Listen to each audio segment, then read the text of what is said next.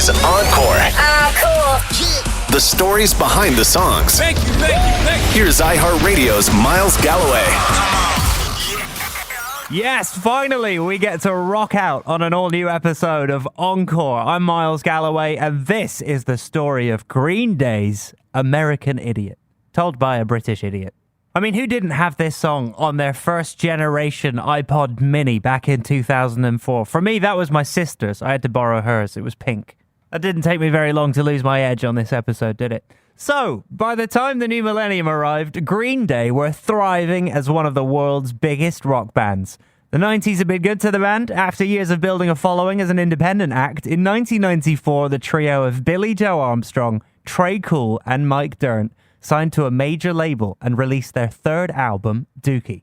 To just about everyone's surprise, Dookie became a cultural phenomenon, bringing punk rock back to life in the mainstream, winning the band's first Grammy Award, allowing them to steal the show at Woodstock 94, and go on to sell 20 million copies. It is credited as an influence on everyone from Blink-182 and Fall Out Boy to Sum 41 and even Billie Eilish, who has said, growing up, there was no band more important to me. For the remainder of the 1990s, Green Day were rolling. Their next two albums, 1995's Insomniac and 1997's Nimrod, continued to feed kids the punk rock they were hungry for. But they also broke ground with an older audience, scoring a hit with their ballad Good Riddance, Time of Your Life, after its soundtracked a farewell episode to Seinfeld as the sitcom neared the end of its run. The song made Green Day more famous than ever, soundtracking proms and graduations, and even appearing on the Canadian adult contemporary charts. In 2000, they released their sixth album, Warning. The guys in Green Day were starting to move away from the childish, jokey nature of their earlier albums. They obsessively listened to Bob Dylan, and thanks to the success of Time of Your Life, they began using acoustic guitars a lot more. When it came out, though, Warning was received with less excitement than its predecessors. All of a sudden, Green Day were being called folk punks, not just because of the nature of their music, but also because of their seniority. Warning sold fewer copies than their previous three albums and earned middling reviews. Oh, that reminds me, actually, we got a lovely review for this very podcast, Encore, on Apple Podcasts. It says, best podcast ever. 5 stars. Miles is the best. That is all. And that was written by... Oh, that was by me. Okay, never mind. One writer for Rolling Stone questioned their creative decisions entirely. Who wants to listen to songs of faith, hope, and social commentary from what used to be Snotcore's biggest selling band? Ouch. 1 year after Warning's release, Green Day put out the greatest hits compilation, International Super Hits. In many ways, it closed the door on Green Day as everyone knew them. One final co-headlining trek with Blink-182 on the Pop Disaster Tour demonstrated how the pop-punk torch had been passed on to their younger disciples. It felt like a sign that maybe the well had dried up for Green Day. After fulfilling all of their commitments in 2002, Green Day were at a standstill. The band met up and questioned whether they wanted to even keep going anymore. While their personal lives were in shambles, the band's existence was on the verge of crumbling. Breaking up was an option, Dirnt told Rolling Stone. We were arguing a lot and we were miserable. We needed to shift directions. The band decided to give it one more kick at the can, but first they needed to repair their relationship. They began to hold weekly discussions where they would bare their souls to each other, sharing their thoughts and feelings. Admitting that we cared for each other was a big thing, Trey Cool would tell Rolling Stone. We didn't hold anything back. Now healed and revitalized, Green Day entered the studio to record a new album they had titled Cigarettes and Valentines. They wanted to get back to what they loved, fast, angry punk rock. But they also got a little weird, admittedly writing some polka songs, filthy versions of Christmas tunes, and salsa numbers. At the time, bassist Mike Dirnt told Kerrang!, I think we've had a nice break from making hard and fast music, and it's made us wanted to do it again. What once was old is now new again. Despite recording 20 tracks, Cigarettes and Valentines would never see a release because it was stolen. Or maybe it was deleted from the computer drive. There are conflicting stories, but Dirnt would later tell Billboard, the master tapes are gone. We still have some burned CDs, but those are not good enough to release. Nearly 10 years later, Armstrong told NME that some songs were in the vault. Okay, Taylor. And they weren't sure if any of that stuff ends up seeing the light of day. Either way, the band were obviously not happy about losing an album's worth of songs. We were really pissed, Armstrong told Rolling Stone. But it ended up being good, because we were readying ourselves to go where we hadn't gone before. So back to the drawing board they went. One idea Green Day decided to pursue was a radical one, based on a dream Armstrong had of writing a punk rock bohemian rhapsody of the future. Wow. That song would eventually become Jesus of Suburbia, which helped shake up the foundations of the band and push them into a brave new world.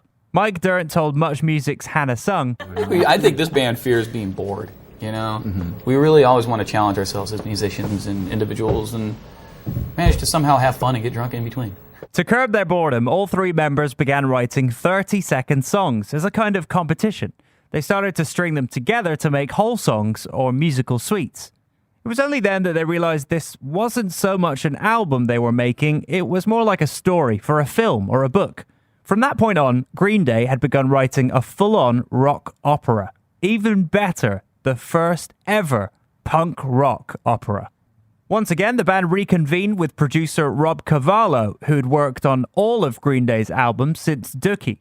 They would spend their days writing and recording, and their nights drinking and hosting a pirate radio station, broadcasting studio jams and prank phone calls. Overall, the band spent 10 months working on the album, including 5 of those in Los Angeles, where most days they performed the songs with killer hangovers. It had been a long journey for the band, but they were now ready to release this new record into the world, one that would change everything for them. The band told Hannah Sung, "Well, I think anytime that if you're coming up with something like a song or an album and there's an element of fear and excitement at the same time, I mean, we kind of felt that way, just even, being one of the first punk bands to be, played on the radio consistently and having a video out. I mean, we felt it with a song like Time of Your Life, where it was like, this is the first time we're doing this sort of vulnerable acoustic thing. And for this, it was like, it's that same sort of feeling times 10.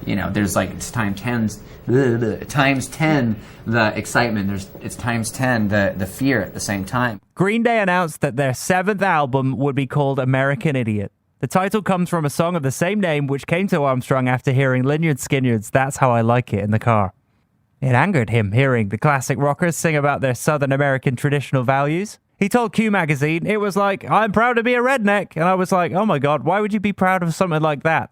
This is exactly what I'm against. When he got to the studio, Armstrong furiously penned the song. He said, I looked at the guys like, do you mind that I'm saying this? And they were like, no, we agree with you. And it started the ball rolling.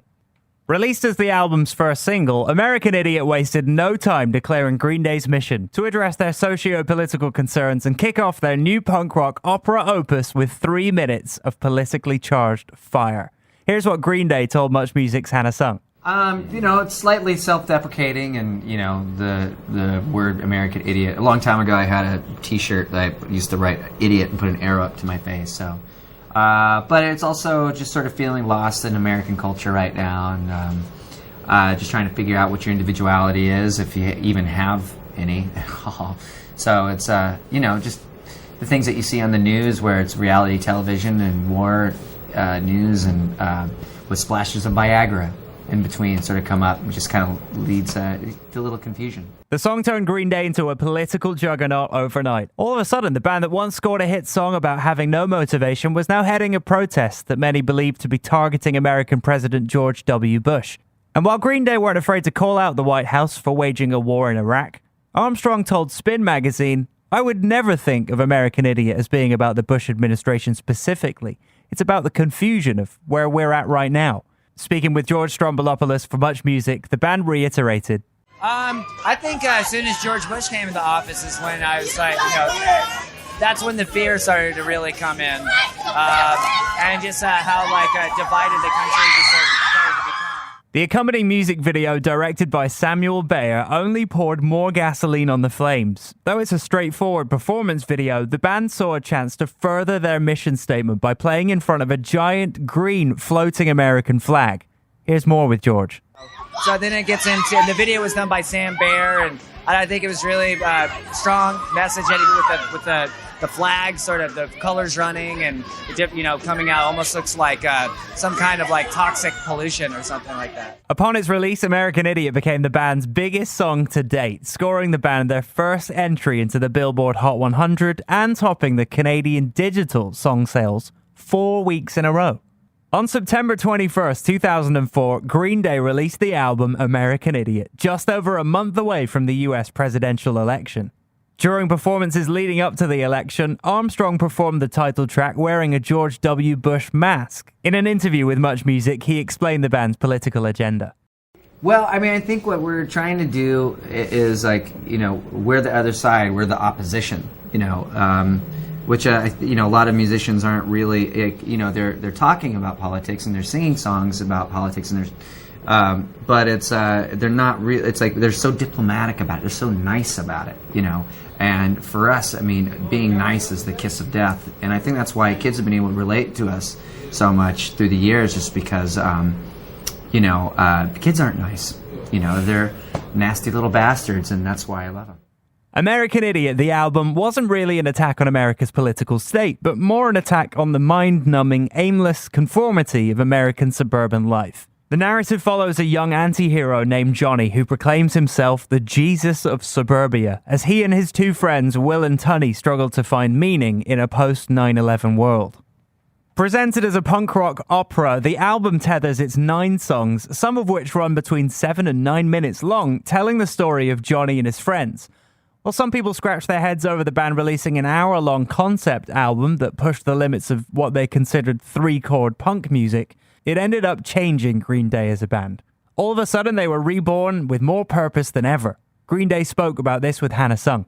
I mean, we just really want to live up to our own ambition as far as creativity, and so that's by making a storyline throughout the record, making like something that we can 9-minute epics and something that's like considered like punk rock opera, if you will. Their focus was also broader than their own music. With American Idiot, Green Day wanted to change the music around them by injecting new life into rock and roll, which they believed had become stagnant and predictable. Telling Much Music's George Stroumboulopoulos, So I think rock music has become so fucking boring. So I mean, that's what we like. We want to make it not boring anymore. I mean, people think, and I don't know. It's a good idea to just come up with something that's just like more epic and bombastic. Much like Dookie 10 years prior, American Idiot was a landmark release for Green Day. Their fans felt not only entertained by the band's evolution and ambition in presenting a rock opera, but also empowered by the messages they had heard within it. American Idiot became their first #1 on the Billboard album charts, remaining on it for over a year. It would go on to sell more than 16 million copies, only second to Dookie.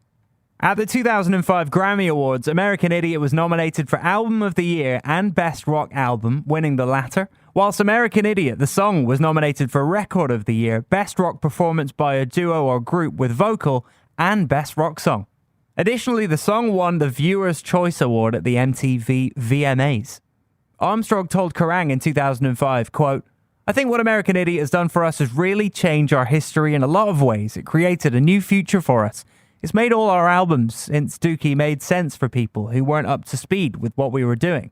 Obviously, having all this critical acclaim is a first, but that's all." Both the album and the song continued to maintain their relevance years after. In 2006, Weird Al Yankovic gave American Idiot arguably the greatest honor any song could receive when he spoofed it as Canadian Idiot. Some sample lyrics include, "They all live on donuts and moose meat, and they leave the house without packing heat. And they think their silly accent is so cute, can't understand a thing they're talking about." Canadians really do say about, don't they?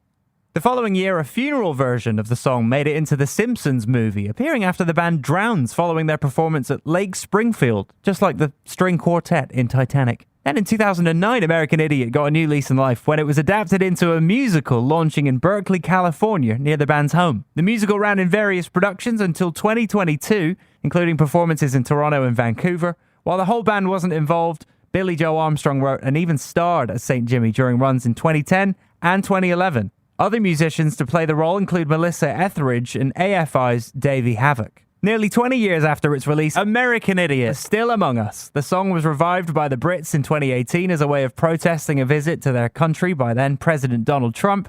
Yeah, that's right, there was a campaign to try and get it to #1 on the singles chart for his arrival. It only managed to reach number 25. However, it did come in at number 2 in Scotland. Yes, who I must say, have exquisite taste in music. Wouldn't you agree? Even Green Day got in on the protest, utilizing the song to condemn Trump's presidency at the 2019 iHeartRadio Music Festival in Las Vegas. While they performed the song, Armstrong replaced the lyric, "I'm not a part of a redneck agenda," with "I'm not a part of a MAGA agenda," in reference to Trump's infamous Red Hat slogan, "Make America Great Again." On the other side of the world, the South China University of Technology conducted a study to determine the most dangerous music to listen to while driving. Hopefully this podcast doesn't fall under that category. Whilst Led Zeppelin's Stairway to Heaven was discovered to be the least dangerous of the songs they tested, American Idiot was deemed the most dangerous song to listen to while driving, beating out Miley Cyrus's Party in the USA and The Killers' Mr. Brightside for the title. If that's not something to be proud of, then I don't know what is. To this day, American Idiot is one of Green Day's biggest songs, one that helped recharge a band on the brink of splitting up. It has also become a go-to political anthem that seems to pop up every 4 years or so. And let's not forget that it's been clinically proven to cause road accidents, which kind of reminds me of a PSA I feel I need to share. Kids, if you're going to blast American Idiot, please make sure you're not doing it from behind the wheel. There you go. I'm Miles Galloway, and that was the story of Green Day's American Idiot on Encore, an iHeartRadio podcast with brand new episodes every Thursday. See you on the next one. Encore is an iHeartRadio Canada podcast. Subscribe to this podcast on iHeartRadio or wherever you get your podcasts. Download the iHeartRadio app for more great podcasts just like these. This is Encore. Cool. The stories behind the songs. Thank you. Here's iHeartRadio's Miles Galloway. Don't count on me. In fact, no, do count on me, because I can give you the stories behind the songs you love. I'm Miles Galloway, and this is the story of Sum 41's Fat Lip. As I record this episode, Canadian pop-punk icons Sum 41 are embarking on their final world tour, releasing their final album and hanging up the Vans and studded belts forever. That's right, Ajax, Ontario's finest, are calling it quits. It might surprise you to hear that Sum 41 have been a staple of rock radio in this country for the better part of 25 years, and that even through lineup changes, health scares, label moves, and musical experimentation, Derek Whibley and the boys have helped keep the spirit of pop-punk, heavy metal, and good old-fashioned Canadian rock and roll alive and kicking. The band were formed originally, but probably not too seriously, back in 1994 as Caspar by 14-year-old guitarist Derek Whibley and his friend Grant McVitie. Then drummer Steve Jocks joined the group by 1996 and was followed soon by vocalist John Marshall and bassist Richard Roy. While continuing to try and find their sound and permanent band members, the band's name briefly changed to Supernova, before changing again on the 41st day of the gang's summer vacation to, you guessed it, Sum 41. I see what you did there, lads. During a recent interview with iHeartRadio's Jesse and JD, Derek explained the motivation behind starting a band so young. We started our band in '96 because we were huge fans of NoFX and Pennywise. Those are the two bands that we held as like, man, if we could just be as good as those two bands and play on the Warped Tour, that was our dream. So needless to say, we've exceeded all of our dreams. And the band soon met Canadian music stalwart Greg Norrie of the band Treble Charger, who agreed to manage them despite not really liking their music or Marshall's vocal stylings. Norrie told Exclaim magazine in 2019, "I wasn't crazy about the songs they were writing, and the singer they had wasn't that great. Right away, I could see that this other kid, Derek, could write songs. And they had this standout drummer and a kid that has early signs of writing catchy stuff. I thought, that's a flag." Norrie convinced Whibley to take over on vocals, which ultimately meant there wasn't a place for Marshall in the band anymore. By 1997, McVitie had also left the group, and a slot in Sum 41 was opened for schoolmate Dave Brownsound Baksh on lead guitar, as Whibley took over rhythm duties. Just as the lineup changes looked to be complete, the band got into a near-fatal car accident, which led to Richard Roy leaving the group, and after a brief fill-in stint from session musician turned manager turned yoga instructor Mark Spikoluk, Jason Cone McCaslin finally settled in as the band's permanent bass player. I hope you remembered all of that information. There will be a quiz later. Throughout 1997, Sum 41 took time to establish themselves with their newly completed lineup to pay their dues and learn to navigate the Canadian music scene from not only Greg Norrie, but Mark Costanzo of Len. Yes, that's famous one-hit wonder Steal My Sunshine Len and pre-Broken Social Scene fame Brendan Canning. In 1998, the guys recorded a demo tape affectionately known as the Rock Out With Your Cock Out tape, which they sent out to record labels to try and catch their attention. For the most part, it didn't work. The labels listened, but they weren't really sure what this band was trying to achieve, so they passed on Sum 41. Always the troublemakers, the guys also filmed their zany teenage angst, skateboarding, making movie parodies, and shooting people with super soakers, and soundtracking the footage with their music. They also sent that content to the labels in hopes of getting signed. Man, the 90s were a lot of work. These days, they probably just could have made a few TikToks.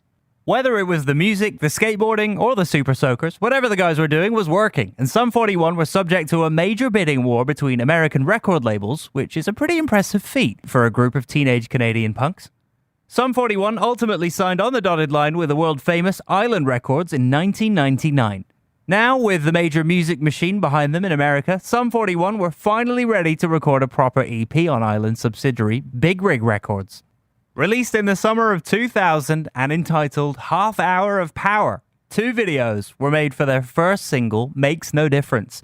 One using some of the aforementioned home footage that got them noticed to begin with, and another with the band playing a raucous house party. In that video, the late great rapper DMX shows up at the party, driving through the living room on an ATV. During the Half Hour of Power days, Sum 41 was creating a decent amount of buzz in America before they'd even made any waves here in their homeland. Appearing from time to time on MTV and touring the States relentlessly, including some dates on the ever-popular Warped Tour, the band fit the early 2000s skate punk aesthetic and sound to a T, but it just wasn't translating back home. Much Music, to their credit, were profiling the band quite a bit in the year 2000, but the band spoke candidly about the strange situation they found themselves in. Success. What the hell happened? Going from Canada and then burning. There's a bunch of ugly dorks from Canada are really popular in America. I don't understand how it happened. Probably a lot of bribes and stuff like that. Yeah. So what's it like? What are your lives like now? How did they change? What is our live show like now? No, your lives, like living. Oh, our lives. Oh, we're never home. Yeah. I never had a life before, so it's nothing much has changed because I still don't have one. But I don't know. All we do is basically we live in a box and we drive around and play and get in adventures. Damn, you're not totally exploiting the fact that you're mega popular in the States? Maybe we're exploiting it a little bit, But aside from that, what are the perks of being boobies, famously successful? Boobies, a lot of boobies. What, you get the chicks now? You can get. Well, it's hard to believe, I know, but. Not really, actually, but it's easier to get close. So. Yeah, I like to pretend. I like to go on TV and brag. I get laid all the time, Canada. Luckily for the band, Island Records were playing the long game and had quite a bit of faith in Sum 41. Sum 41 were also playing the long game and were sitting on a few unreleased songs specifically not included on the EP. While on tour, Derek and the band were burning the candle at both ends writing new songs for their upcoming album. They were working with famed punk rock music producer Jerry Finn, who'd worked with the likes of their heroes Green Day, Blink-182 and Pennywise.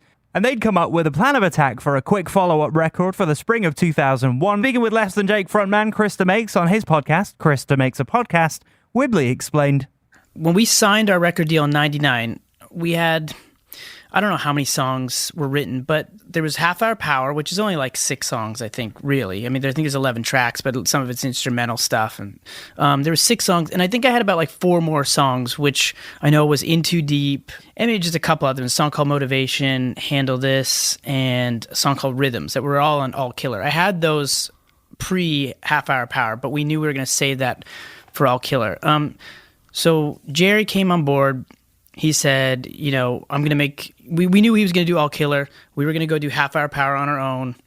And I was going to keep writing while I was on the road. And that's basically what happened. So the rest of All Killer started to come out while we were just touring around the U.S. And Canada in support of Half Hour Power.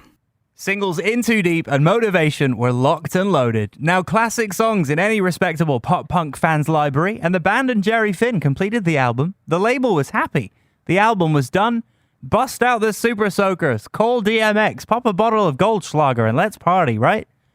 Well, if you've been listening to Encore for a while now, first of all, thanks. You have exquisite taste in podcasts. But secondly, there seems to be an all too common thread when we talk about these massive hit singles that really puts artists on the map. And that thread is that there's always one more song. And for Sum 41, that song was about to storm into the party like its name was El Nino. That song was Fat Lip.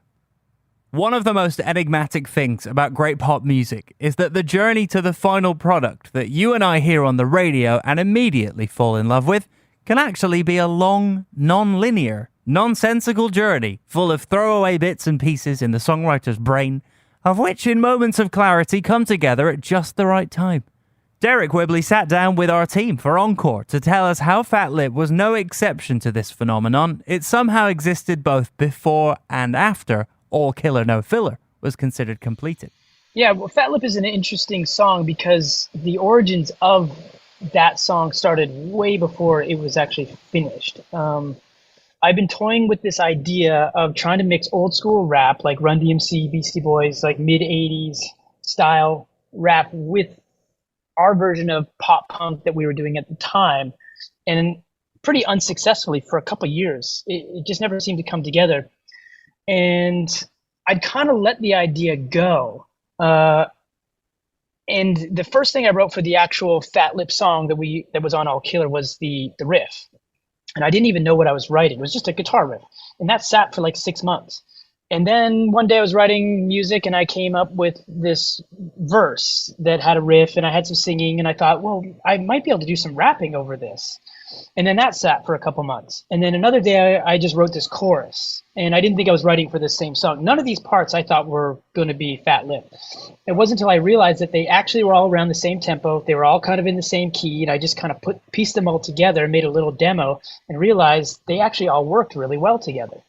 And that was the sort of basic structure. I mean, I had a riff, I had a verse, and I had a chorus, and then I repeated that on a demo, and I played it for a couple people, and people laughed at the rapping stuff, like in a good way. They thought, well, that was kind of clever, and that's kind of cool, and great how it goes into a punk rock fast part right after that, and then it explodes into a chorus. So then I just had to finish the rest of the song, which that took another 6 or 8 months. So all in all, the song Fat Lip took 1.5 years, but about 2 years of experimenting with this sound that I was calling punk hop at the time to even get to the point of putting Fat Lip together.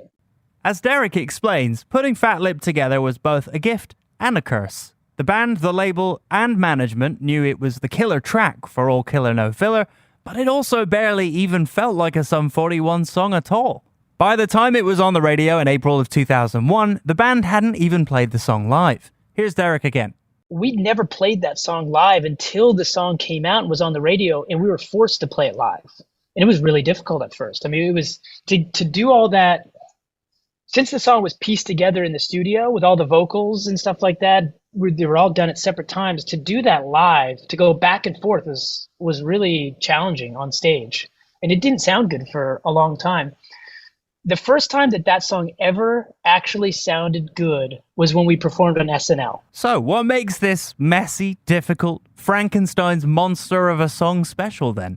Perhaps it's the Beastie Boys inspired call and response rap rock with aggressive and playful vocals being shared between Derek, Steve-O, and Brown Sound, assaulting your ears with braggadocious claims of misdemeanors and hijinks. Maybe it's the clear homage to the heavy metal stylings of the 1980s, with drop-tuned guitar riffs, direct call-outs to Iron Maiden, and Judas Priest hidden in a pop-punk song. Or maybe, most simply, it was a combination of all of the above, filtered uniquely through the lens of some snot-nosed punk kids who were really living this skatefest die young lifestyle. Sum 41 weren't trying to be cool, they were just being themselves. Here's Derek Whibley talking with Chris DeMakes again. Especially in those days. Even though this song has somewhat of a theme through it, we never spoke about what should this song be about. It was just words that kind of came. The rap stuff was like, well, that's what's funny and what makes sense. And somebody had a line and that would sort of inform the next line. But we weren't talking about, let's write a song about us and our teenage life or anything. It was just whatever comes, you know. In hindsight, it may not have been the healthiest of times for Sum 41. A 2001 profile of the band with Rolling Stone recounts tales of Whibley shooting out all the windows in a hotel room with a BB gun. In the same profile, it's noted that during MTV's Campus Invasion tour, an evening of drinking Jack Daniels with the band's Saliva degenerated into throwing bottles through hotel windows and slashing tires.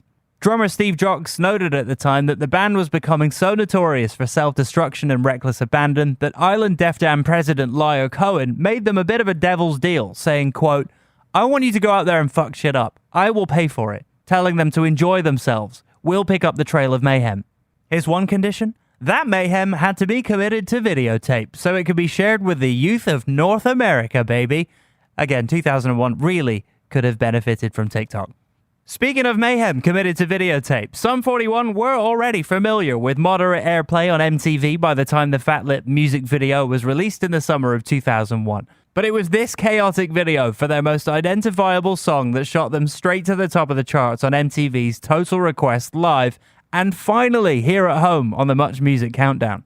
Directed by Mark Klasfeld, the video for Fat Lip was a self-deprecating production that stayed true to the high school dropout skater punk loser aesthetic that the lyrics of the song prescribed, and the lifestyle the guys in Sum 41 were living at the time.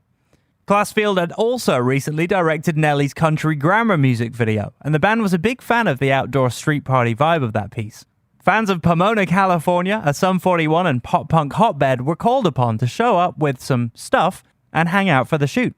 The video infamously starts off with the guys freestyle rapping to hapless sales clerks at a California liquor store who look about half a second away from breaking down laughing at any moment, before transitioning to the iconic opening riff, a dude wrestling a goose, and an outdoor mosh pit thrash-along. Speaking with Loudwire in 2020, Derek Wibley noted that the many vignettes of punks of all ages sliding down hills in buckets, breakdancing, lounging on beat-up couches and cars, and of course, skateboarding with fireworks, were shot separately from the main performance portion of the video. So, much like with the creation of the song itself, the band didn't really know what to expect from the final product until they saw early cuts of the video. Needless to say, they liked what they saw. It cannot be understated how important a killer music video was in 2001. Like so much music at the time, Fat Lip the song and Fat Lip the video needed each other. If you look back at the charts, the album may not have been strong enough based on people who had simply just heard Sum 41's music, but just days after performing the song as part of a rock medley on MTV's 20th anniversary special with the likes of the legendary Rob Halford and Tommy Lee, people began to take notice and became hungrier to see the Fat Lip video as much as hear it. On August 4th, 2001, the album peaked at number 13 on the Billboard US Albums chart and stayed on that chart for a total of 49 weeks. As the lines began to blur between culture and counterculture in music, fashion, and really all of entertainment, fans wanted art that was gritty but polished, loud but catchy, angsty but fun. The video for Fat Lip and Sum 41 had all of that in spades. Here's Derek talking about that critical moment in the band's existence with Krista Makes. There was actually a moment where it almost just kind of stalled and the label was going to give up on it. But I remember thinking it started out well and it kind of went up the chart a little bit, but then it stalled and started to drop a bit. And there was a big discussion whether or not the label was going to put any more money into promotion and should we just cut our losses and go to In Too Deep. And I remember we really, pushed them. We just said, we really, really want it to go. You have a band who's willing to work and do whatever we need to do. And they said, yeah, okay, let's do this. And they put more money into the promotion and kept us out on the road because they had to pay for us to be on the road in those days because we had, we weren't really anybody. So that did it did take off at that point. But there was a moment where it almost didn't work out. The overwhelming success of Fat Lip on TV and radio pushed Sum 41's All Killer No Filler to platinum selling status by 2001. Right around the time Fat Lip went to number 1 on the Alternative Songs Billboard chart. MTV rewarded their favorite Canadian sons that year with a nomination for Best New Artist in a Video, but they lost out to Alicia Keys. Here at home, Sum 41 won the 2001 Much Music Video Awards for Favorite Canadian Group and Favorite Video by a Canadian, but the ceremony was cancelled as the world mourned the 9/11 terrorist attacks earlier in September. All Killer No Filler wasn't initially a critical success. Rolling Stone gave it a middling review, calling Sum 41, quote, "New millennium punk, slick, self-aware master entertainers in baggy shorts. Sum 41 are sharp musicians and have at least one version of the songcraft thing down, and their inability to stay away from old-school satanic metal is endearing. Call it ADD rock for the vaguely unsatisfied." All Music called it a bit derivative, while Terry Bazer of Drowned in Sound panned the record, saying that although Jerry Finn's production was its, quote, usual sky-high standard, there isn't a second's worth of originality on display. He did pay Fat Lip a compliment, albeit a backhanded one, noting its impressive hybrid of all things trendy in the current rock conglomerate. Quite possibly the most contagious chorus you will hear all year. But as time passed, history has been kind to All Killer and its lead single. It made Rock Sound's 51 most essential pop-punk albums of all time. BuzzFeed called it one of the 36 pop-punk albums you need to hear before you effing die. And publications like Stereogum, Vice, and Exclaim have done more fitting tributes to the band's early efforts in recent years. As this episode's being written, Derek Whibley's just sat down with The Guardian to look back at Sum 41's rollercoaster career as it winds down. Their new album, Heaven X Hell, promises to bring the classic Sum 41 sound as well as explore the heavier metal influences that they've played with over the latter half of their existence. Perhaps his most memorable quote from the piece addresses the sort of pop-punk renaissance we find ourselves in 2024, with the likes of Whibley's ex-wife, Avril Lavigne, MGK, and Olivia Rodrigo paying clear tribute to 2000s pop-punk in their music. When pop-punk first exploded, it was looked down upon as a passing fad, paint-by-numbers nursery rhyme music. It took having some time away from it for people to see that there's a lot of creativity there. See, Sum 41 was telling you all along. It was all killer, no filler. Now, if you'll excuse me, I'm off to wrestle a goose outside a liquor store. I'm Miles Galloway, and that was the story of Sum 41's Fat Lip, with new episodes of Encore out every Thursday. Encore is an iHeartRadio Canada podcast. Subscribe to this podcast on iHeartRadio or wherever you get your podcasts. Download the iHeartRadio app for more great podcasts just like these. This is Encore. The stories behind the songs. Thank you. Here's iHeartRadio's Miles Galloway. So here we are, the final episode of Encore for 2024. I'm Miles Galloway, and this is the story of My Chemical Romance's Welcome to the Black Parade. How many songs can you recognize by hearing the very first note? Just one note, nothing more. Usually when radio stations play that game where they'll give you a prize if you can recognize a quick snippet of a song, they give you at least a few notes, even a few seconds. But there's one song out there, and maybe the only one that immediately comes to mind, where if you know the first note, you guess it every time. If you're near a piano or keyboard, try playing a G note. What immediately comes to mind? Here, I've got my piano. Let me play this for you. Yeah?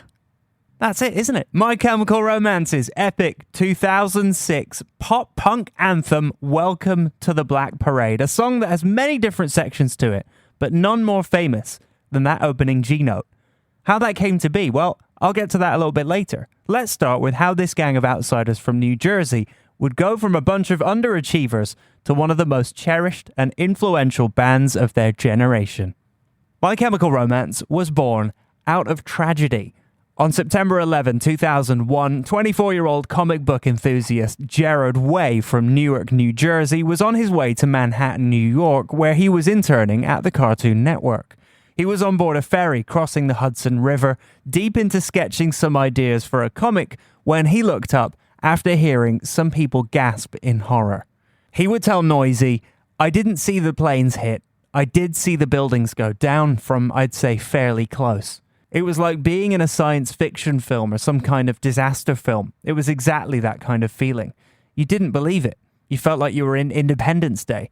It made no sense. Your brain couldn't process it. And for me, it was a little different. I'm very empathetic and I'm kind of a conduit emotionally, so I pick up a lot of stuff in that way. There was about 300 or 400 people around me, and I was right at the edge. All these people behind me, they all had friends and family in those buildings. I didn't. So when that first building went, it was like an A-bomb went off. It was like just this emotion, and it made you nauseous. As the buildings were falling, Gerard found himself on the dock, surrounded by hundreds of others watching in unspeakable terror. In fact, the New Jersey newspaper, the Star-Ledger, published a photo on its front page the next day, featuring a crowd of people watching the Twin Towers fall, one of which was identified as Gerard years later in an interview. Gerard would later describe the moment to Newsweek as it feeling like the end of the world, the apocalypse, like he was experiencing a wave of human anguish that he'd never felt before. He would spend that day walking amongst the ash-littered streets and skies of Manhattan, completely stunned by the city's devastation. By the time he got back to Newark, he was already in the throes of post-traumatic stress, but also determined to do something with his life now that he saw just how quickly it could be taken away from him.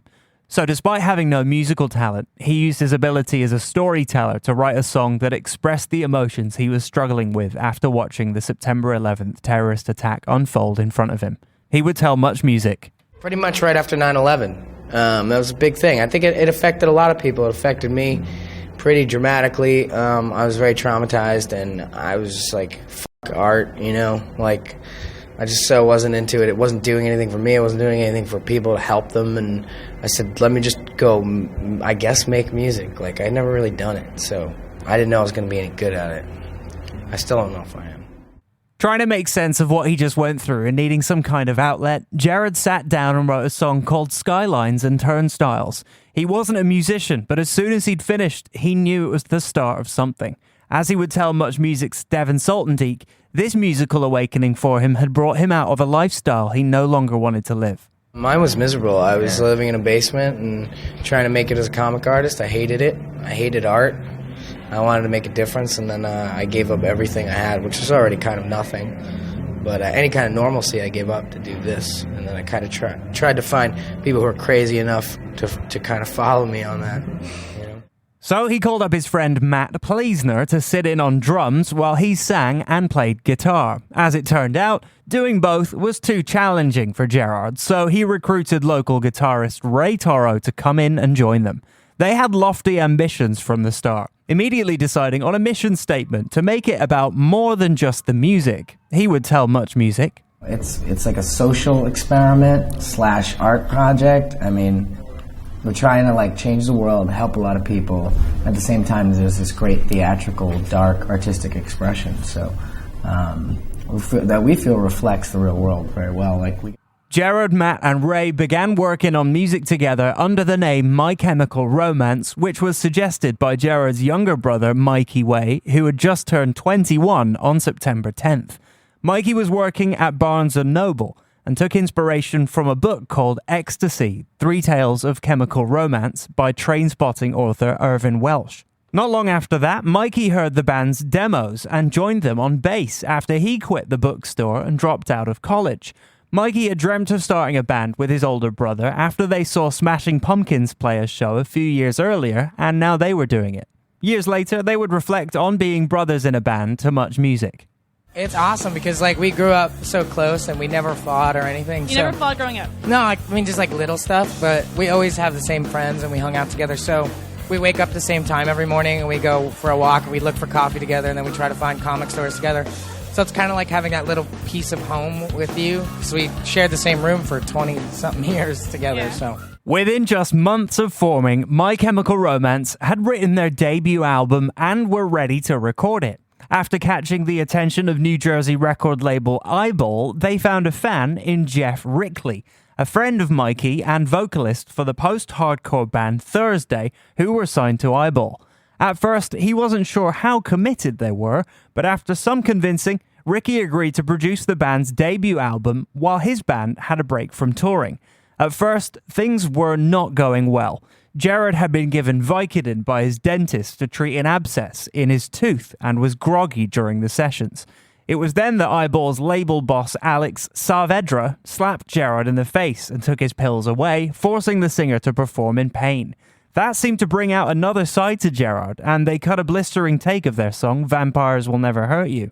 Around that time, they felt they needed another guitarist in order to pull off these songs after Ray Toro had laid down 14 different guitar tracks on the song.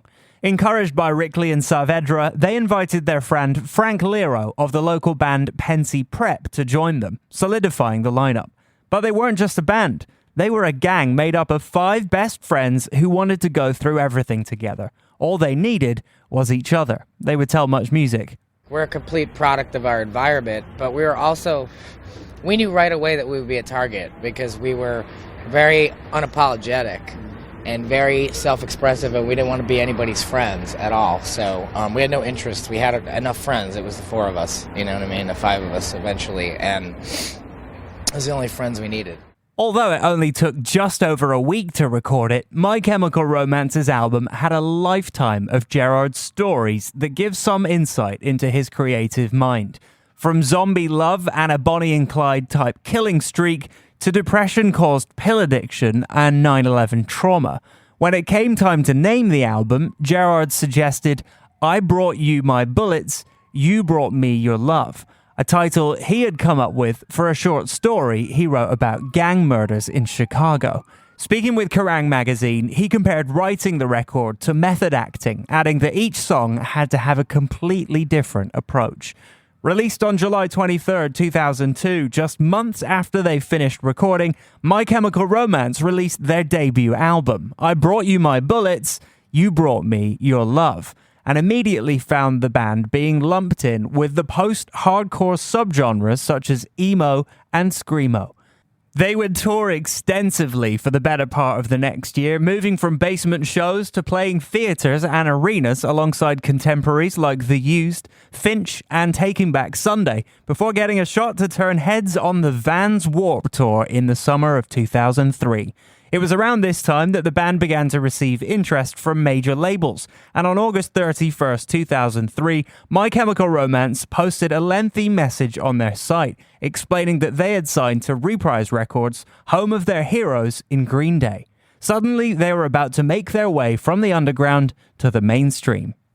My Chemical Romance spent the better part of 5 months recording at Sparky Dark Studios in Calabasas, California. They obviously chose it for the name. Sparky Dark? So much fun to say. Sparky Dark. Actually, the studio was a dirtbag little place, according to producer Howard Benson, who they chose for his experience producing loud rock bands such as Papa Roach, Hoobastank, and Motorhead. Going into the making of the album, Gerard had a grandiose concept in mind that he wanted to try to bring to life. But just 1 month into recording, his grandmother unexpectedly passed away. This was a massive blow for both Gerard and Mikey, who were extremely close to their grandmother. So Gerard changed his plans. He would tell Alternative Press, because of the tours, I missed the last year and a half, practically, of this woman's life. And I get home, she dies the next day, and I didn't get to see her. I was pretty devastated because she taught me how to sing and paint. Basically, everything I applied to this band, I got from her. So when that happened, I was like, oh God, how am I going to deal with this story? Does it even matter anymore? Is it just fucking pretentious? Is it bullshit? And then I came to grips with it and said, fuck it, I'm going to write the songs that I want. What came from the sadness of losing his grandmother was another idea for a concept album, one that resolved around what he called a pseudo-conceptual horror story. Here is Gerard's full description. The concept for the record, 3 Cheers for Sweet Revenge, was the story of a man and a woman who are separated by death in a gunfight, and he goes to hell only to realize by the devil telling him that she's still alive. The devil says you can be with her again if you bring me the souls of 1,000 evil men, and so he hands him a gun and says, I'll go do it. That was the idea behind the concept. The record ended up being much more about loss and real life than anything, so I would say it's a good split. With recording underway, things were going smoothly, except for one problem. The label didn't hear an obvious choice for a lead single. When A&R guy Craig Aronson visited the band, he mentioned the album's demo tape and this strange moment at the end with Gerard just singing, I'm Not Okay, without any music. Howard Benson agreed that there was something there, and he encouraged the band to write a song around those words, which they did. But it needed something more. A big, booming guitar solo in the vein of Queen was suggested, and the band rolled with it. From there, the song would help shape My Chemical Romance's future. Benson would tell podcaster Joey Sturgis, it wasn't planned. Like, nobody said we were going to sound like Queen or anything like that. It was just a solo with a harmony and everything like that. And then when we got to the end where it breaks down, he goes, I'm not okay. I'm not okay. And I said, no, Gerard, say I'm okay. I'm really okay. But sing it ironically, so it sounds like you're not okay, but you're telling people you're okay. So that was a pretty cool twist of words, and that song just came together like that. It was one of those things where we were having so much fun doing it. The song kind of wrote itself. The song would be called I'm Not Okay, I Promise, which Gerard described as a self-help pop song. While it would prove to be a breakout hit and define their sound, Gerard would tell MTV that the most important song on the album, Helena, was about his grandmother. There's more emotion and power in Helena. This is the song that shaped what the album is about. She spent all this money to get us the van, and we promised to pay her back, and then she wouldn't take the money. So the song is all about all that and celebrating her. The video would also serve as a tribute to the Way brothers' late grandmother, depicting the funeral of a fictitious young woman named Helena, which was a hybrid of her real name, Eleanor, and nickname, Helen. Using choreography by Michael Rooney, the Mark Webb-directed video features the band performing inside a church amongst mourners who dance interpretively. Helena would prove to be a huge hit for the band, thanks to its use of fans in the video shoot, and earned heavy rotation on MTV and Much Music. Released on June 8, 2004, the album 3 Cheers for Sweet Revenge featured a much more polished and produced sound than its predecessor, setting it up to make rock radio hits out of I'm Not Okay and Helena. Gerard would explain that it demonstrated My Chemical Romance as a fully formed band. Revenge is really the band. Bullets is the band trying to find itself. By the time we hit Revenge, we had really become My Chemical Romance. Soon after the release of the album, drummer Matt Pelletier left the band and was replaced by Bob Breyer. The band would tour relentlessly in support of Revenge, joining Green Day's American Idiot Tour, the Vans Warped Tour, Taste of Chaos, a traveling sister festival to the Warped Tour, and their own headlining world tour. But it all became a bit too much for Gerard Way. At the same time the band were beginning to experience fame and success, Gerard was falling into a pit of depression and substance abuse. During one point of the recording sessions, he went missing for a couple of days after telling his bandmates he was taking a hike, saying life was a bag of shit, and that he wanted to become the next Jim Morrison. He would later tell Kerrang, I think losing my grandmother and the drinking were probably connected. Things came to a head when they were on tour in Japan, where Gerard arrived with next to no luggage. He would admit that his original plan was to not leave the country alive. High on cocaine and feeling suicidal, Gerard called his manager, who proceeded to talk him out of hurting himself. When the band returned home, he immediately began seeking treatment from a therapist. In an interview with Entertainment Weekly, Gerard remembered his first session. My therapist said, when you leave here, you're going to go buy Brian Eno's ambient classic, Music for Airports, and it's going to calm you the fuck down. I had a bottle of vodka in the trunk just in case, and I listened to the CD in a parking lot and felt a lot better. So I threw the bottle out and went to AA. Giving up booze and drugs cold turkey, he was back on the road after only 17 days. He would tell Much Music's Jen Hollett that it was his bandmates who saved him. Well, first I'll say that my band was extremely supportive in the decision, and they backed me, and they helped me through it. And without them, it's kind of like the band as an entity saved my life a second time, because in the beginning it saved my life through a really hard depression.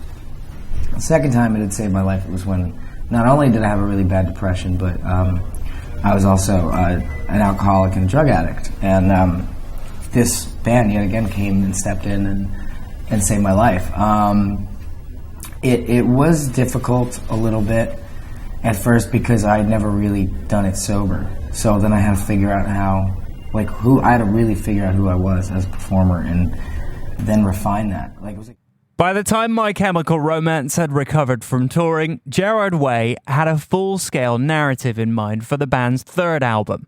It followed a lead character called The Patient, who seemingly dies from cancer and enters an afterlife that allows him to look back on his life. He would summarize the album's concept during a visit to Much Music.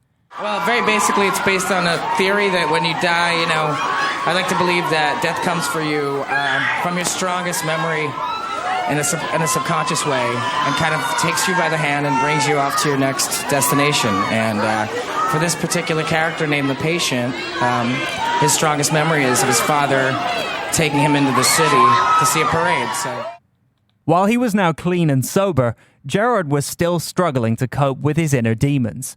It didn't help that he felt the weight of proving My Chemical Romance could live up to the expectations they set with the success of Revenge. He would tell Kerrang, it wasn't the happiest time. I was extremely tense. The band had gotten really big, and so there was a lot of pressure. A lot of people thought we'd be a flash in the pan. That was hard for us. I went through a crisis and was examining every awful thing about myself. I became very susceptible to depression. Now, I'm no expert, but I would think if someone is in a fragile state like Gerard was, moving into a haunted house to begin working on a new album might exacerbate said fragile state. But that's exactly what they did. On the recommendation of Green Day, the band hired Grammy-winning producer Rob Cavallo to record the album with them, and one of their first requests they made for him was to find a weird house in LA to record. Cavallo suggested the Paramore Mansion in Silver Lake that was formerly home to a silent film star, a nun's convent, and planned boutique hotel. What made it weird was that it was allegedly full of ghosts. But the band decided to set up shop and begin writing and recording a live demo of the album. Almost immediately, they were witness to all sorts of unexplained events like doors opening and closing and bathtubs filling with water. So, the perfect environment for a band like My Chemical Romance to record. Gerard would reflect on their time in the house in the liner notes for the album, writing, "Right away, it felt like this place was going to consume you, and eventually it would. There were so many hallways that seemed to lead somewhere very dark, stairways that led to places that were very cold. The whole place was cold. The whole place seemed haunted. We figured this would work for us. We all drew numbers to see who got which room, and it almost seemed like the house chose which ones we got, because each room really seemed to fit each guy, except Mikey. His room was terrifying to be in, and I couldn't exactly tell you why. It just had a vibe to it. The next day our gear arrived and we set up. You could tell no one had slept very well on account of the cold or the fact that you always felt like someone was watching you." Unfortunately, Mikey was assigned the most haunted room in the Paramore at a time when he was struggling with his own bout of depression. With all of the heavy drinking and antidepressants he was taking, combined with a strange negative energy coming from the house, specifically from a strange growing blue light bulb hanging from his ceiling, Mikey suffered a bipolar breakdown. He would tell Tom Bryan, author of The True Lives of My Chemical Romance, "Oh man, that crazy house. We had to get out of that house by the end of it. That place was just a storm cloud in the shape of a house. The sun never penetrated the property." But Mikey's brother and bandmates were there for him, identifying his behavior and convincing him to go into therapy. So he took a short leave of absence from the band. Gerard, on the other hand, was experiencing his own turmoil inside the house in the form of night terrors, which plagued his sleep. He would go on to write about them in a song called Sleep. But as he would tell author Tom Bryan, it really did feel like a black parade in the haunted house we recorded in. It felt like something was coming after us. Every time we turned a corner, it was staring at us. We couldn't escape it. We couldn't go to the movies. We couldn't listen to any music or read books or watch TV. It wasn't the happiest time in our lives. We were questioning our morality.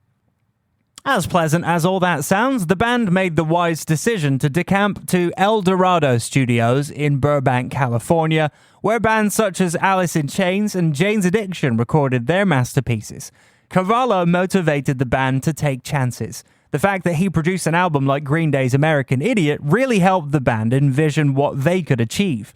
During a press conference about the album, Gerard would talk about how Cavallo had told them not to hold back. We had gotten to a point as a band, we all feel that we could stop holding back a little bit. We never really held back, but now it's like anything was an option. We were encouraged so much by Rob Cavallo to do whatever we wanted that it just made us crazy. And it's a record that's so full of life, and it's so risky and daring and fun, and it makes you laugh, it makes you cry.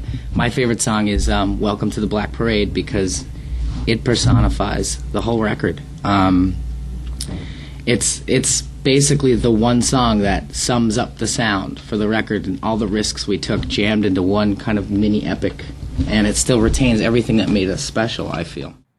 Originally titled The Five of Us Are Dying, Welcome to the Black Parade would take its name from My Chemical Romance's third album, The Black Parade. Taking inspiration from Frank Sinatra's timeless classic My Way, the 5-minute-long anthem became the album's centerpiece. But in order to do so, it needed a hook. And they got it thanks to their producer. Here is Rob Cavallo telling the CD Burners podcast how it happened when he was in the studio with Gerard one day. I was just practicing piano. Can you give me like, the graduation waltz, the graduation, the dun, da, da, da, dun, dun, dun, dun. He was like, okay, so I want something with that kind of pomp and circumstance, right? That kind of thing, but I want it to go down, just continually going down, right? So I did one of those things where I was like, oh, don't think, just play, and literally popping out of my fingers was ding, ding, ding, ding, ding, ding, ding, ding. And then he was like, that's perfect. Okay. And then he just was, when I was a young boy, my father. And then we walked around with that for like 15 minutes. And then we recorded it on a voicemail thing. And we were like, yeah, we got something, right? And that was going to be that Black Parade, interstitial moment on the record. And then when everybody got there, we cut it. And I played my piano bit and I started real high and, like the way you hear it on the record. And then I started going down until I was playing it like grand Beethoven, giant, big chords and everything, and then worked my way back up to quiet and tiny, because that was the way that, we thought it was going to be. Just coming up with that simple chord on the piano inspired the band to keep pushing the song into new and unexpected directions. What they had come up with was a great intro, but it wasn't so much a song itself. There was another song they had written called Carry On, so they started to work on that one as well. While Carvalho was vacationing with his family, engineer Doug McKean worked with the band to keep the momentum going. Here is Carvalho describing to CD Burners what he found when he returned to the studio. When I got back on Monday, they were like, I got back and the guys and the engineer Doug McKean was like, they're like, you're not going to believe what we did. I was like, what? And they took the first half of what was the Black Parade, and they stuck it onto what was the Carry On song, right? And then so I was like, oh my God, that's amazing. I can't believe this song really works now. It's like, it's unbelievable. And then we were like, well, what are we going to do? And we were like, how do we have the marching band and the parade and the whole thing? And we were immediately like, let's put it on the Carry On song too. Like, if we're going to have it on the front, let's like throw the kitchen sink at it, which is what we kind of said. So we ended up putting strings and horns and orchestral percussion and hammer bells, glockenspiel, whatever else you could think of. I mean, like I actually, and there was something like 257 tracks. 257 tracks is a ridiculous amount of tracks to work with, so the song required plenty of finessing. But by Frankensteining so many different parts, My Chemical Romance had assembled the most important piece of what would lead to one of the biggest songs and albums of the decade. Naturally, it wasn't easy. Jared would admit to Apple Music One that Welcome to the Black Parade was the hardest one to finish. It ended up becoming deconstructed and kind of broken in order to rebuild it into something better. After you've been playing a song for a couple of months, it becomes harder and harder to make those changes as a group. I love the way the song came together because it started out in a completely different form. And, we just weren't completely happy with it. And we kind of like molded it into what it became now. And what I love about it is everybody really pushed themselves to the limit with this song and kind of challenged themselves. While we had a previous song that everybody loved, we pushed ourselves even harder to make it better, and everybody came up with great new parts that were even better than the previous, and everybody just put their all into this song, and you can really hear it. It's just fantastic. I love what everybody did on it, and it became larger than life. But in reinventing themselves and completely changing the way they played together as a band, My Chemical Romance were able to achieve something they never could have imagined. I think because of, we really wanted to tell this story, and to be able to do that, we had to experiment a lot, and we have a lot of new instruments on the record.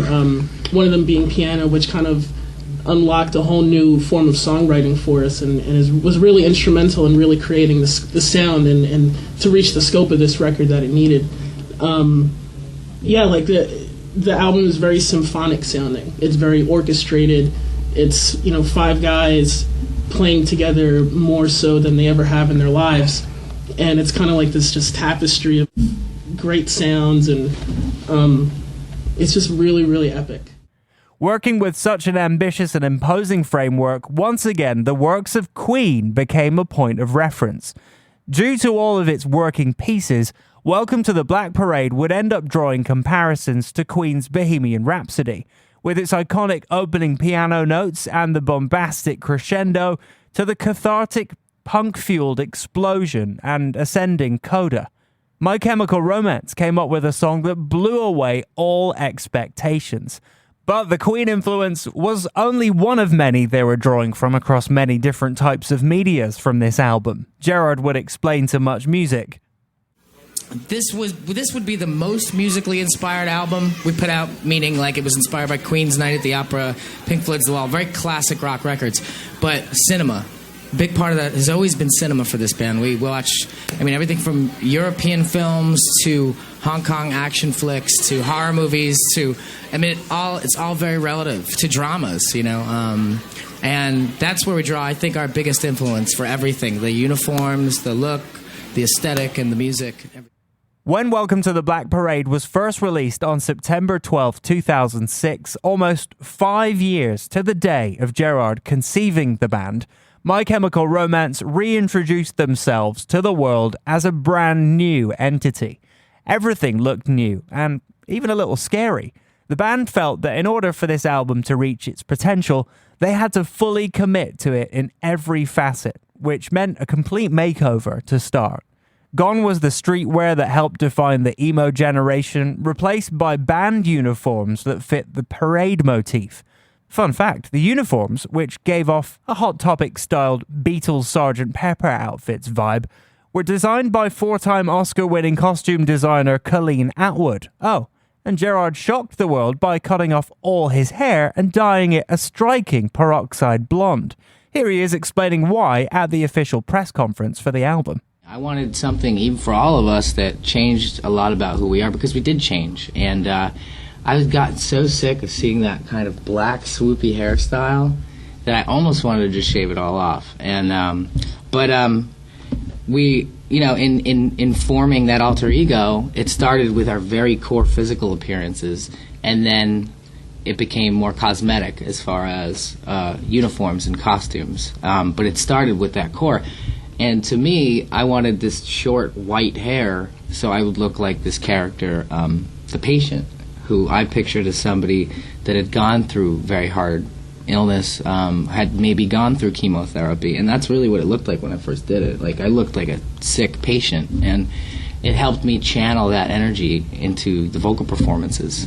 And so it was something that worked on a lot of levels. And, everybody's cosmetically different this time, I feel. Upon its release, Welcome to the Black Parade quickly became the band's biggest hit and signature song, ushering in a new era for My Chemical Romance that signaled a direction full of epic twists and turns. They followed up the song with the Black Parade album on October 23, 2006, an emo-tinged rock opera that saw My Chemical Romance adopt the alter ego of the Black Parade. They would launch a full-scale operation that included 133 dates on the Black Parade World Tour, including a full set playing the entire album. And to think, they almost left the song off the album. Speaking to Apple Music One Radio years later, Gerard said anytime it got brought up before we started breaking it, anytime it kind of got brought up, especially by my A&R, Craig Aronson, I would just kind of shoo him away about it and be like, yeah, that song's about nothing. I'm not interested in that one. But then I started to bring the concept into the musical side of things, and I was like, I want to call this Black Parade. I want there to be a parade on the record. And we started breaking the song and reconstructing it. Once we reapproached it from the perspective of starting with a completely new introduction and a new way to start the song, it helped us fix the rest of it. Welcome to the Black Parade achieved unprecedented success in the charts, reaching number 1 in the UK singles chart and number 9 on the Billboard Hot 100, while dominating rock and alternative radio all around the world. A lot of the success had to do with the song's video, which was directed by Samuel Bayer, who was responsible for such seminal videos as Nirvana's Smells Like Teen Spirit and Green Day's Boulevard of Broken Dreams. With Bayer's help, the band were able to present a unique and macabre vision that completely set the stage for the album's launch 1 month later. Following the narrative of the patient's descent into his death dream, the video features the band performing in an apocalyptic wasteland that is raining ash and filled with destruction. It was hard not to see a resemblance to the aftermath of 9/11. This juxtaposition was not lost on the band, though it wasn't a deliberate move. The video continues to build its influence. In 2017, MTV awarded it top spot on its ranking of the 50 greatest music videos of the 21st century. The phenomenal success of the Black Parade album would elevate the band to arena and stadium status. It debuted on the Billboard 200 album chart in the US at number 2, held off only by the Hannah Montana soundtrack, which is just too funny to get angry about. Reflecting on the success of the album during a tour stop in Toronto back in 2007, Gerard told Much Music that My Chemical Romance fans, or the MC Army as they're called, just found something special in the Black Parade. I think they're really just searching for something that has a lot of thought put into it, a lot of sincerity, and a lot of just listenable value, as opposed to records that are just have like a couple singles. Yeah. You know, and I think there's been a desire for the album to kind of make a comeback in a big way for a while. And a lot of people even over the last few years have made great entire albums. And it's a shame because some of them never get to see the light of day, but we got very lucky with Black Parade, and people listen to it front to back. That's why we can play Black Parade live front to back.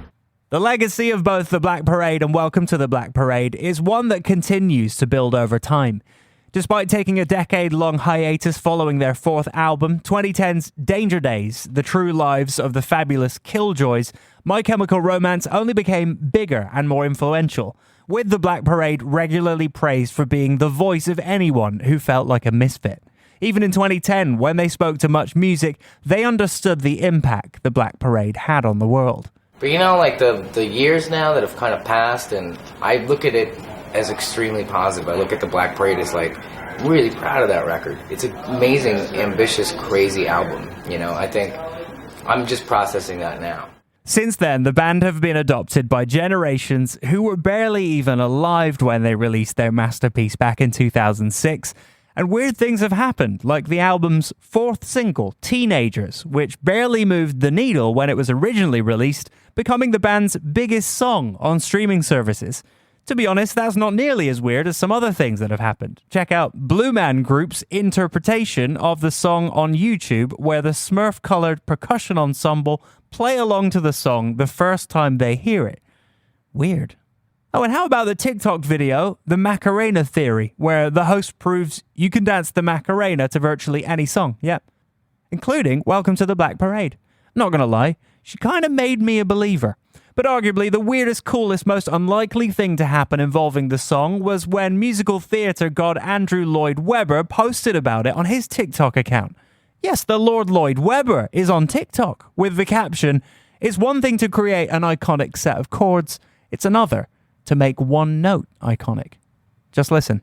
Musical theatre fans everywhere, what do you think of when you hear this? And for everybody else, what do you think of when you hear this? Comparing Welcome to the Black Parade to the Phantom of the Opera, does it get any bigger than that? Of course, Welcome to the Black Parade has been given another life with the resurrection of the band in 2022. New generations came on board to see the band run through its hits in their sets, which naturally ended with this song.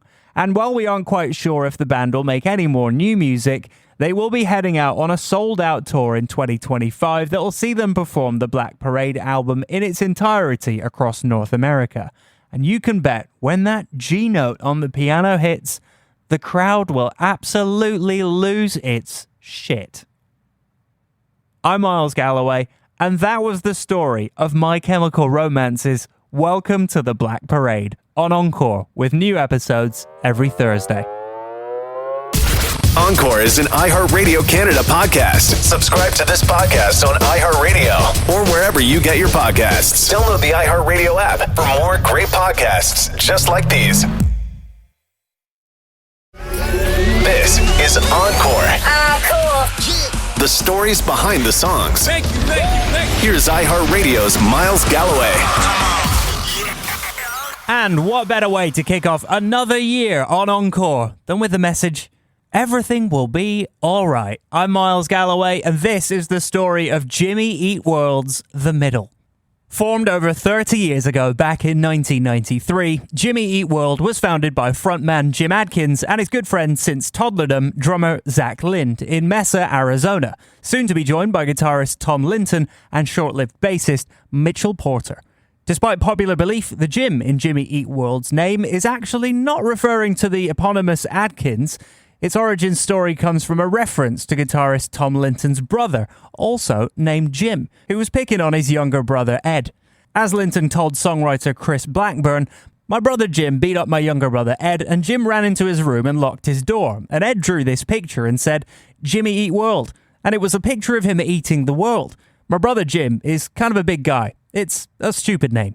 The band toiled on the local indie scene as a sort of scrappy skate punk band for the better part of 2 years, self-releasing and split-releasing their own music with other bands before being discovered by a talent scout from the world-famous Capitol Records.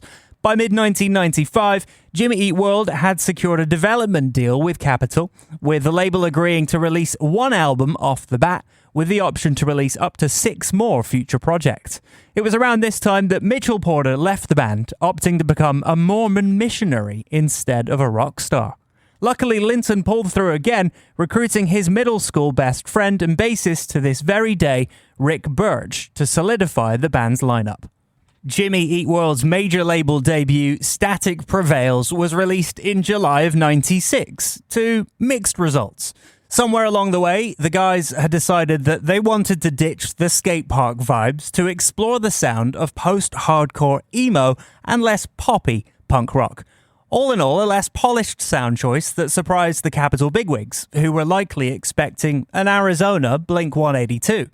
Another big surprise came in the form of the vocal tracks. Linton had been the main vocalist of the band throughout the group's independent days, with Jim Adkins singing lead on only one recorded track to date. Static Prevails flipped the script, with Adkins and Linton sharing singing duties, which obviously changed the band's sound pretty fundamentally. According to the band, the label was bummed with the results, with Linton telling Vice in 2016, "Just guys being like, this is a lot different than what we expected."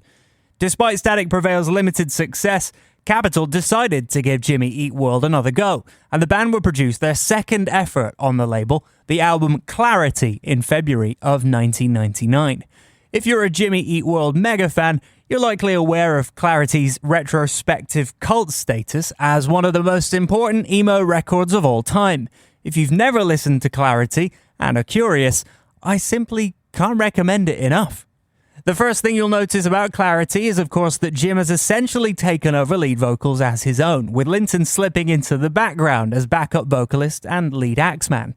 Linton does sing on the late album track Blister, though. The next thing you'll notice is that although there are moments of distorted guitars, angsty lyrics and machine gun percussion found on the record, for the most part, the record is a much calmer affair. Organs, orchestral instruments, soothing drum loops, tingling piano riffs, and bells create a sort of dream state across the entire album that the band luxuriates in. The album is in absolutely no rush sonically, with somber Christmas song 12/23/95 and heartstring pullers A Sunday and For Me This Is Heaven, setting the standard for modern emo records of all sorts. Final track Goodbye Sky Harbor clocks in at an extremely unradio-friendly 16 plus minutes, but finishes on such a hypnotic electronica vibe you'd barely notice the duration in the grand scheme of things. From the Postal Service to Death Cab to Paramore, The Shins and beyond, the work on Clarity would continue to influence the sound of alternative and emo and rock for the next decade plus. So of course, within 6 months of the release of the masterpiece that is Clarity, Jimmy Eat World was dropped by Capitol Records altogether in August of 1999. To be completely fair, hindsight is 2020, and while fans and critics have raved about Clarity over the last 20-ish years, Capitol were looking for hitmakers at the time of Clarity's release, and there wasn't really a song that fit that mold. If anything, you'd be forgiven if you thought at the time that Jimmy Eat World were kind of taking the piss by releasing such eclectic, ambitious music. At the time, the band wrote on their official website, "We experienced the good and bad of the music industry and learned a whole lot about what to do and not do." Capitol was busy remastering and re-releasing the Beatles' White Album and Frank Sinatra duets. We sort of fell through the cracks at the label and were dropped. The greatest thing about being on Capitol was to record 2 records that we were really proud of, and it allowed us to tour and build up our pool of fans around the world. More than a decade and a half later, the band remained consistent about their lack of hard feelings around their failed marriage with Capitol. Adkins would tell Vice, "A lot of people think, so the story is you put out a couple records for Capitol, you didn't go anywhere, and you got dropped. Were you so bummed? That's not what was happening. We would get offers to open up for bigger and bigger bands. We'd headline and come back to cities and there would be more people. From our perspective, the whole thing has been an upward trajectory." Despite their relatively sunny disposition, the cold hard truth of the matter was that by late 99, Jimmy Eat World were labelless at a time where you really needed a label to succeed. Quite literally back at the drawing board, the band members had to temporarily take part-time jobs to keep the dream of Jimmy Eat World alive. On the bright side, as the band mentioned earlier, while Capitol Records didn't want to sink any more money into the group, the live touring business was still an avenue worth exploring. After all, they had 2 albums worth of material, plenty of touring chops, and a growing connection with audiences. Pinching every penny they had, Jimmy Eat World embarked on a short European tour, even going as far as buying unsold copies of Clarity and Static Prevails at cost from their former label and manufacturer in order to sell them at their DIY merch tables. They would tell Much. Well, what happened was we would buy the records from the manufacturer and then sell them to distribution companies over in Europe. You bought the albums yourself? We were essentially our own international distribution. Have you heard of it happening before? Well, you know, no, actually I haven't. I mean, it's kind of it was just kind of forced upon us by circumstance, really. But I mean, it didn't. I don't know. I guess looking back, it was kind of cool we did that. It's like you're the ultimate do-it-yourself band out there doing up until this point. Yeah, well, I don't know. I don't know if I'd make that claim. You wouldn't? No. No. One of the do-it-yourself bands out there that. The tour was a success, or at least a moral victory, with the European crowds showing up in their droves, selling out modest clubs, and a bunch of CDs in the process, sometimes in excess of 500 copies a week. But now the band was in a bit of a bind. Their road success pointed towards the need for a new album's worth of material to reward their galvanized fans and hopefully revitalize their career.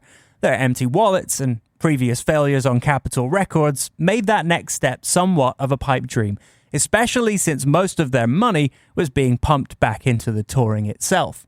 Mark Trombino, the band's go-to producer at the time, who had worked on Jimmy Eat World's previous 2 albums, had even agreed to produce this Wayward album and defer his producer's fee until if or when the record was picked up and released. Trombino had built a real relationship with the band, almost as if he were the group's 5th member at the time, and felt strongly about betting on their eventual success. Piece by piece, Jimmy Eat World slowly began working on their follow-up to Clarity, recording just the minimum viable product for each song idea, not letting a dollar go to waste. A friend rented music equipment for them, and the band had to write checks to cover mixing costs, often fearing bankruptcy if a check was cashed too early. Here's Jimmy Eat World explaining the process to Much's Rick Campanelli. This is your 4th, and it's kind of odd because I read that you guys you recorded this whole thing on your own dime, and it being your 4th album. Mm-hmm. Isn't that strange, Jim? Well, funny you should ask about that. It was strange because, you think by that time you had a big major record label. Yeah. Putting up the bucks. Yeah, what happened was after our 3rd record, we got out of our deal with our last record label. Right. And we just kind of saved up money and decided we would make the record before looking for a new record label. And this is the product of it. This is the end result right here. Bleed American. This process, in turn, had a major impact on the eventual sound of the record. As the band explained to Tuscan Weekly back in 2004, if we were having trouble with a transition between a verse and a chorus, we'd be like, We don't got much more time. All right, straight from the verse into the chorus. So it was really bare bones that way. And taking time to build layers and stuff, we didn't have that luxury. It was this lack of luxury that transformed the band's songwriting style. Gone were the experimental 16-minute songs of records past. Gone were the unnecessary instrumentations and the borderline pretentious lyrical and emotional themes. This time around, Jimmy Eat World were hell-bent on creating straight-up pop-tinged rock and roll. In the most year 2000 move ever, Trombino suggested that Jimmy Eat World upload their demos of the unnamed project to Napster. It made sense. This bold new world of file sharing allowed tech-savvy kids to get music in their ears without the consent of a label, and, lucky for JEW, they didn't have one. The power of the World Wide Web didn't hurt the touring either, with the band seeing nearly real-time results at their European shows. Yeah, a lot of kids, like we'd show up in Germany and play in a town we've never been to before, and kids would be, asking for a particular song that, we know for a fact the only way they could get it would be through, like, Napster or something. Yeah. So that helped us out a lot. It was around this time that label A&R people, perhaps tipped off by the exciting new piratable tracks, started showing up at the recording studio unannounced. I'm sure it was just because they were totally chill guys, saying things like, "Hey, if you need a label, we're here for you." The band initially responded by locking the studio doors to keep them at bay, as they knew they had something special on their hands and keeping the finished product a secret would only work in their favor. Of course, Jimmy Eat World could only keep the sharks in suits at bay for so long, and by early 2001, they signed with DreamWorks Records, with an already completed record eventually titled Bleed American, ready for a mid-year release, turning down a reconciliation with Capitol Records in the process. But according to the guys, there were no hard feelings or attempts to scorn their former label, just good old-fashioned hard work. When you went back into the studio when you got back from Europe, did you have any sort of "we'll show them" feeling, or were you just trying to show yourselves? I thought it was pretty laid back. Yeah, we everything was all of our goals were really self-imposed. I mean, it wasn't like. We're gonna show them. It felt good, we're just making the record on our own, and it just felt good that we could accomplish that on our own. It wasn't, but it wasn't like, us setting out to prove the world wrong. Just to prove to yourselves. With Bleed American, the album complete, Jimmy Eat World released Bleed American, the lead single, to radio in June of 2001. A heavy Foo Fighters-esque song about the mundanities of life taking over one's true passions. The song was sequenced right at the top of the album to show the world this was an all-new Jimmy Eat World, unshackled and musically transformed.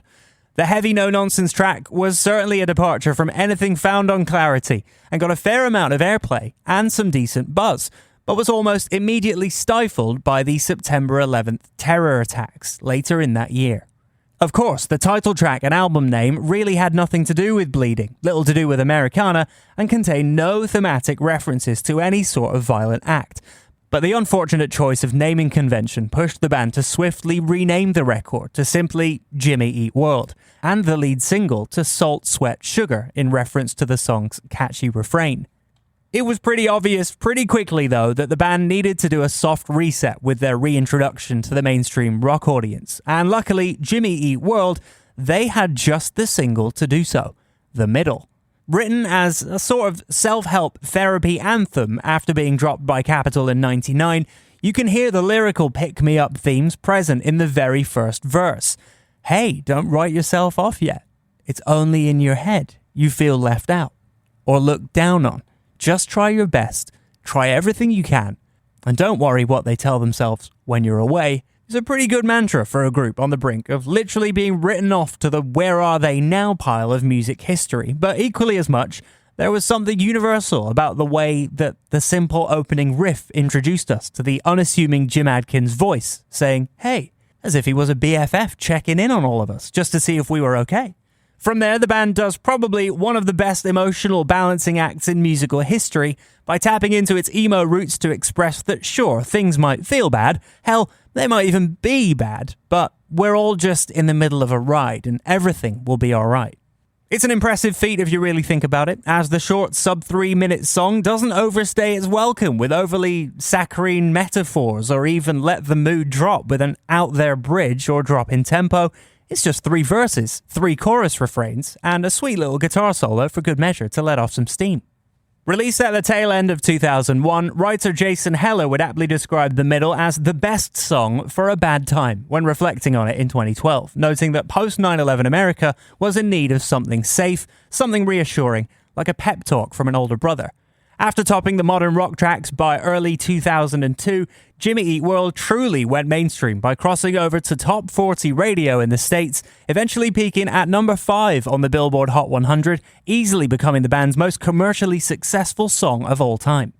While there were some scoffs from the more cynical emo scenesters upon hearing The Middle, everywhere those cries of sell out were roundly muted by the fact the song really did come from a place of authenticity when you considered their journey thus far, and that the entire album, inclusive of the big hit, was just so well crafted. Moments of tenderness found in Your House, Hear You Me, and My Sundown, catchy pop anthems like Sweetness, and retro jukebox jams like A Praise Chorus and The Authority song created an almost irresistible vibe around the record that solidified Jimmy Eat World as a band worth caring about. Of course, it wasn't just America that wanted the arm around the shoulder that Jim and company were providing. The Middle became the most played radio song in Canada in the year 2002, getting more spins than the likes of Avril Lavigne's Complicated, Sheryl Crow's Soak Up the Sun, and Vanessa Carlton's 1,000 Miles. On an unrelated note, was 2002 the best year for music ever?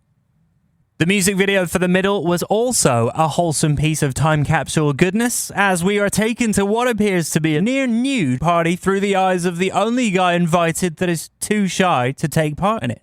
Our silent protagonist stumbles through the rooms of the party to see people of all shapes and sizes, although mostly conventionally attractive, taking advantage of the environment while Jimmy Eat World rocks out in the main room, naturally. The guys broke down how they got so many good-looking people to show up to one music video shoot with Much's Amanda Walsh. I want to know, what was the audition process for that video? The audition process for The Middle? It was just a lot of our friends from Arizona. Yeah, there were some like model, aspiring actor people, but the majority of them were just friends of ours. So were you on the casting committee, like picking which friends you thought would look better in their underwear? No. No. I mean, there was both of our brothers were there. Yeah, that's true. We both had family in the video. It was mostly just like fans, friends. Some like hands down just hot people, but it was mostly Who we wish we knew. Yeah, we got some people that we wish were friends, but was that the point of making a video like that, to get to know some people in the underwear? Did you get any numbers? I didn't get any numbers. No. Anyway, as for the pool party, did I mention it was also a pool party? It doesn't matter. As the pool party devolves into more claustrophobic mayhem, our shy guy finally gives into peer pressure and retreats to a closet to disrobe when he is met by a similarly uneasy girl doing the exact same thing. As the band plays out their last Everything Will Be Alright, we see our 2 mainstays back in their clothing, arm in arm, as they leave the party together. And kids, those 2 actors, they're now happily married. Okay, that's not actually true. I don't know what happened to them. After releasing power pop anthem Sweetness as the final official single off of Bleed American in mid-2002 and going platinum shortly after, Jimmy Eat World would return in 2004 with their own particular brand of ambitious yet accessible pop-punk in the album Futures. While quite possibly just as adored by hardcore fans of the Jimmy Eat World catalogue as Clarity and Bleed American, and despite being mostly well received by critics, Futures only cracked gold status in North America, with lead single Pain barely cracking the Hot 100. For the band, though, it was no big deal. After seeing such highs and lows in their early career, their goal was never really to top the cultural moment that was their signature song. Reflecting on the Middle's success with Much's Lauren Toyota, they explained, It's a perfect storm. I mean, it's not something that I think you can take from and analyze and apply. It's just a thing. I mean, there's always things you can do to make yourself less accessible. But as far as like the magic formula for commercial success, I think that's something it's not healthy to be chasing that. And I don't know, we're just all about health. Of course, the impact of the middle on millennials of a certain age isn't limited to mere mortals like you and I. In 2016, the song was used in an Apple Music campaign starring none other than Taylor Swift. The commercial cast T-Swift getting ready for a night out with our camera view acting as her mirror. While scrolling through her music library, she eventually lands on the Jimmy Eat World classic. Okay, activities. Getting ready to go out. Oh my god, I love this song. Used to listen to this in middle school. The simple Taylor Swift co-sign did wonders for the band, with Billboard reporting between the week before the ad's April 18th debut and the week after, the middle soared 298% in sales and 49% in US streams, and led to a surprise appearance on Billboard's Hot Rock Songs at number 16.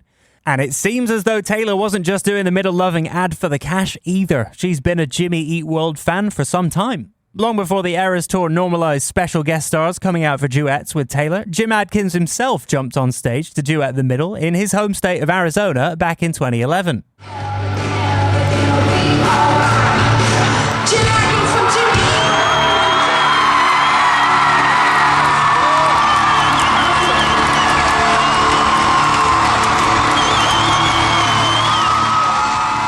The admiration between Taylor and Jim has been quite the two-way street over the years, with Jimmy Eat World releasing an emo-fied version of Taylor's We Are Never Ever Getting Back Together in 2013. Speaking to music host Matt Schichter in 2019, Adkins may have even predicted Taylor taking her superstardom to all new heights. No, seriously, man. Like, she's like on top of her game. Totally. You won't. Well, you never really know, but you will not see her mess up, man. She's not gonna.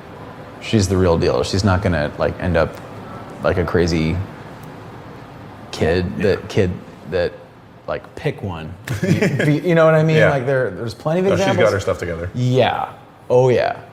No, it was fun, man. She was really cool, and her band was awesome. And considering this interview took place mere months before Scooter Braun scooped up the rights to Taylor's initial master recordings of her back catalogue, which would in turn set the wheels in motion for the ambitious Taylor's versions, the Folklore Evermore career rebirth, and the record-setting Eras Tour that would push Swift to billionaire status on the back of her music career alone, it appears that at the very least, Taylor followed the sage advice given to us all by the clairvoyant Jim Adkins back in October 2001. You know you're doing better on your own, so don't buy in. Live right now, just be yourself. It doesn't matter if it's good enough for someone else, it just takes some time. I'm Miles Galloway, and that was the story of Jimmy Eat World's The Middle on Encore, with new episodes every Thursday.